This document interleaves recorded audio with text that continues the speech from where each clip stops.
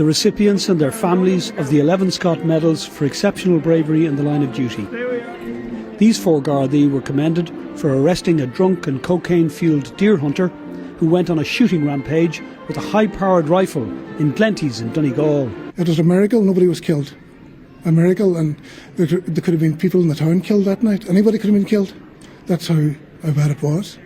These 3 Gardaí arrested a violent and dangerous gangland criminal who walked through Ballymun carrying a grenade and shooting from a submachine gun as people ran. The criminal then complained about the force the Gardaí used to arrest him. It took GSOC and the DPP 4 years to find they had no case to answer. If you ask me, do I support the work of GSOC? I do. If you ask me, do I believe that the processes around the lengths of time of investigations need to be improved? I also believe that to be the case, and the case you're giving me today is an example of that.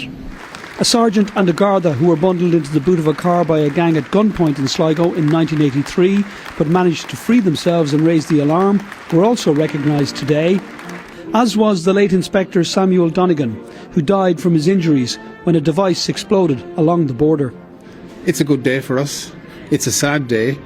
I think of him and I think of my mother, who survived him by 34 years and was without him for that length of time and never stopped talking about him. A Scott Medal was also awarded today to the late Garda Donald Kelleher.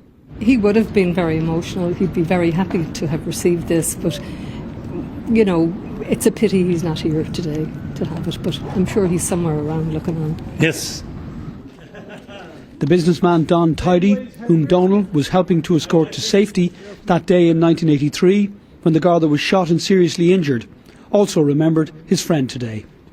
Paul Reynolds, RTE News, Walter Scott House, Dublin.